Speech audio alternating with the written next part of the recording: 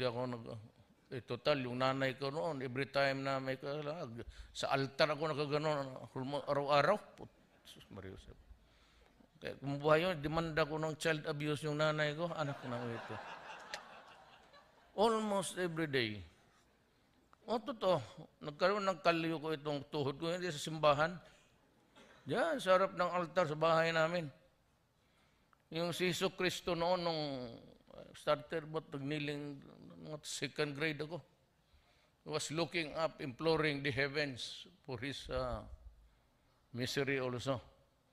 And finally, yung last na yung punishment sa nanay ko, she was also looking at me.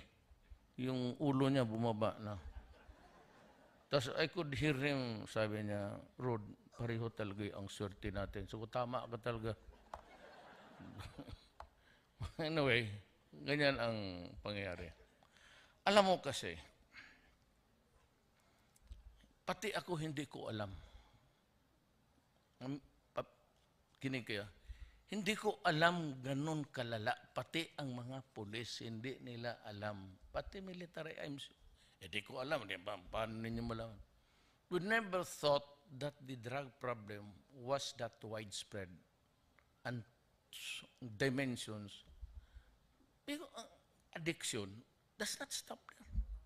Well, if you are a son of a millionaire, you can buy shabu every day. So what? But it starts with the use and it ends up with the dysfunctional family. Pag may anak ka, may asawa ka na nasa shabu, wala na talaga yan. So you destroy the very fabric of the basic unit in the community. Then you start to steal, you start to kill, and you become ruthless because shabu, 6 months to 1 year of constant use, would shrink your brain. And that is why itong mga media and of course, ayaw maniwala na yung mga ayaw maniwala, talagang lumalaban yan. Baski ako, in many raids, nandyan ako.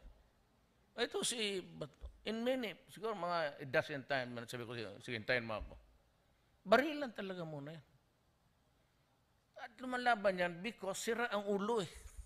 And paranoia. When you're paranoid, you always carry either a knife or... Lumalaban talaga yan. Kakawawa naman itong mga pulis, sabihin na, subukan mo mag-addict. That's why I'm suggesting na kung ayaw ninyong bigyan ninyo shabu yung mga anak ninyo. Free of charge, I'll give it to you. Ipakain ninyo sa mga anak nyo, tignan ninyo kung anong labas sa anak ninyo. They come out monsters. So I have to deal that problem in Davao City. When I became mayor, what propelled Davao City to be the fastest growing? I was hitting already almost 5, 6 economic growth ko, domestic, inside Davao lang. What made it so peaceful? Anong lahat? Kasi sinabi ko talaga, and in front of the cameras there, kung ayaw ninyong lumabas sa Davao, talagang papatayin ko kayo. Period. Now, kung itong problema na ito can be solved by, it's too easy really to criticize. But when you think of the sheer number, sabi ng PDEA noon, that was 2 years ago, and that was uttered by General Santiago, the PDEA head at that time, said that there are about 3 million. Well, that was the figure of the other administration. Mine is that nung inipit ko na lahat, lumabas ang so I was awed, almost appalled and awed by the number. 700 yung nag-surrender na takot. How do we solve this problem? Alam mo, naging presidente ako dito ngayon, standing. I entered the government, the presidency, midstream. So this budget that I am operating now was made the previous year by the previous administration. Wala namang expectations, no, there was no projection at all, even a wish na ang paglabas nitong lahat ng droga thousands by thousands. There is absolutely no budget for that. I cannot steal, and Jokno will not give you anything else other than what is being operated on in accordance with the budget. So sabi na, why do you kill them? Why don't you just rehabilitate them? 700,000, where do I get the money? Saan ako magnakaw? Kunin ko yung lahat sa ng departamento. Then I would have derailed the program of Briones, Miljardia, pati si Lorenzana dito. Stay as you are, the budget that was given to you, as envisioned by the last administration, you're limited on that budget.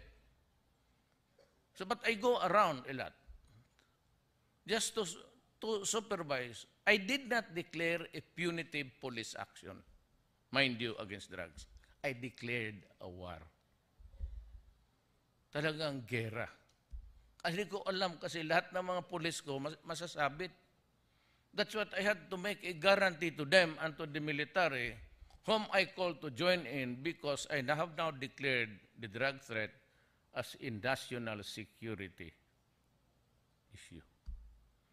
Kasi pag hindi ko gawin, if I cannot interdict this problem now, nobody in the horizon can. Unless you guys magkokodita kayo and start a military junta there somewhere. Ganuna na talaga yan. Wala nang, there's no escape from the, you know, just like, so wala talaga. Sino man? Sino kung alin doon kami apat, mamili ka kung sino raw, eh? Mag-inom muna ako.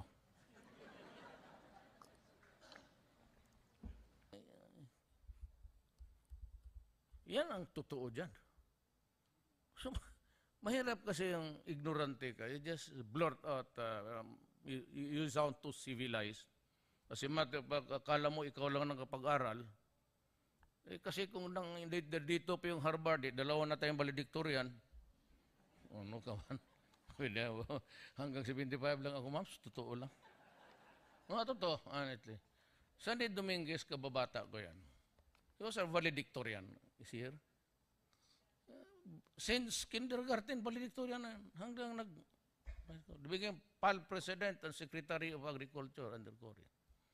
Si Arto Gali, si classmate niyan sa San Beda. He was a valedictorian. Lahat yan sila, puro valedictorian. Si Major Dia. Oh, of course, Secretary of Briones. Antigualo. Puro ito mga, totoo. Pernia. Even si Delphine Lorenzana, what I know, hindi ko alam. Anong siya mo nagsabi sa akin? Pastor Kibuloy. Sabi niya si Lorenzana, he was our valedictorian sa Cotabato, sa Notre Dame. Ako, medyo ano lang. 75 lang. Basta makaakyat lang. Pero 1990 tapos kaya yung Ligarda na yun, yung kanto yung Ligarda pati dito yung road nito. Mindula. Diyan kami bumagsak lahat halos. Sige man inom kay hindi mag-aral. Magkatigilan lang sa library. Kala mo hamon na kayo. Ano? Ha? Ano? Kaya, I'll tell you, sino hong na estudyante ni Solidom dito? Justice Solidom?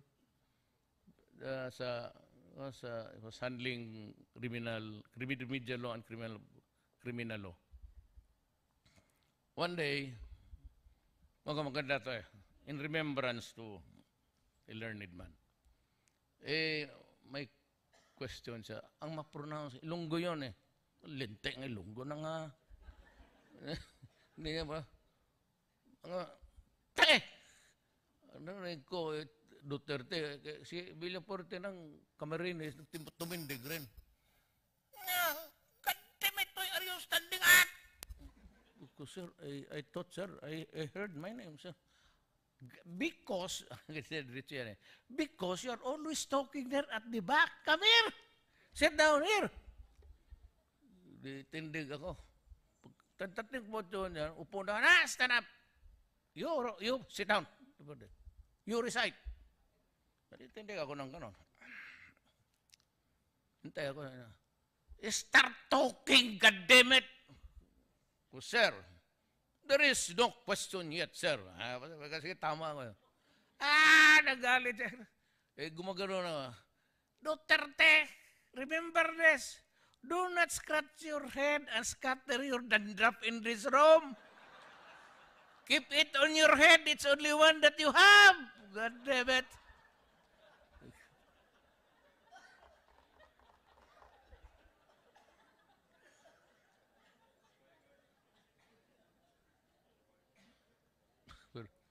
Ewan ko kanino, pwede sabihin secure, yung, alam mo kasi pagka fourth year ka na, pwede ka na magdala ng girlfriend. Yung mga bisita mo kasi naka-Amerikana, practice nga eh. So, you can invite, mga karamihan niya, mga syuta. May practice court. Colorites. Aksidente yun, simulated. Yes, sir, I'd like to call my next witness, a traffic officer assigned in Quiapo. Qualify him. Were you, in fact, in duty at that day? Yes, sabi ng witness. And what happened there? Where you were doing your duty? There was an assistance for an investigation in a traffic accident in Moraita.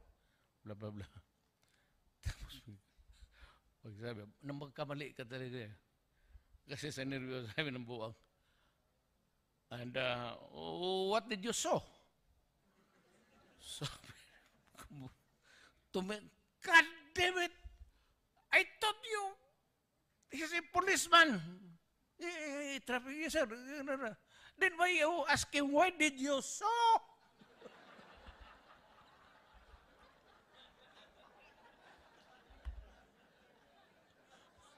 Tumindig talaga.